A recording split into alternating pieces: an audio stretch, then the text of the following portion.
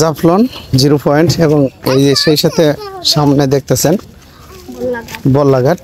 তো আমরা এখন বল্লাঘাট নামতেছি। তো এইখানে কিন্তু একদম বাংলাদেশের লাস্ট প্রান্তে। তো আমরা এখন নিচের দিকে যাচ্ছি। ওই দেখেন ছোট ছোট নৌকা আছে, নৌকার দিকে যাব। আর এই সাইডে কিন্তু অপর সাইডে কিন্তু ইন্ডিয়া, সম্পূর্ণ ইন্ডিয়া। এই যে দেখেন, এই যে ইন্ডিয়া। তো আমি এদিকে দেখবো, চলো। এখানে কিন্তু প্রচুর পরিমাণ লোক আছে, তারা বসে বসে হাত বাড়াচ্ছে অনেকেই।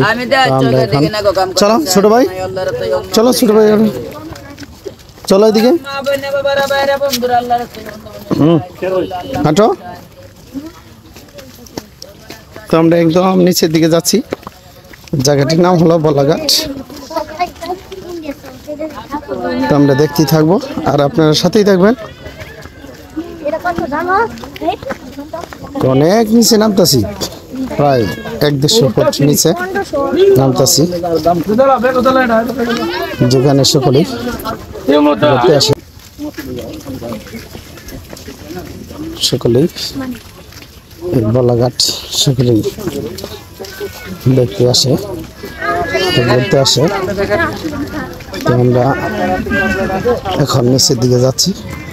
আসলে এখানে কোনো আমি ভাবছিলাম যে পিছলে হবে, তো না, কোনো রকম একটু পিছলিনি, কারণ এই জায়গায় শুধু পাথর আর পাথর। আর এই জায়গাটির নামই হলো বল্লাঘাট।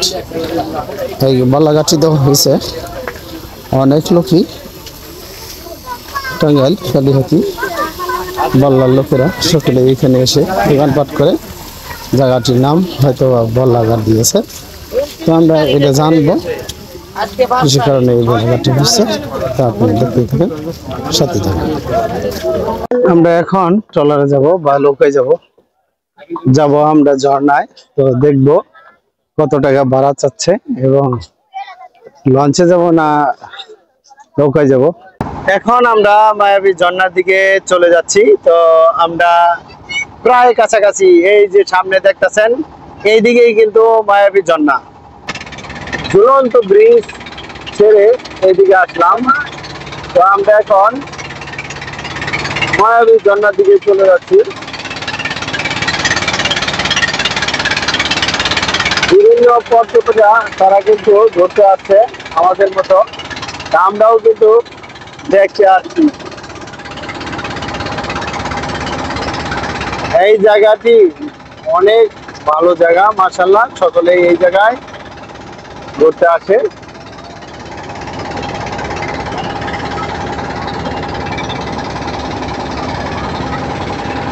কত সুন্দর করে নৌকা যাচ্ছে, ঢেউ কিন্তু অনেক অনেক বেশি ঢেউ।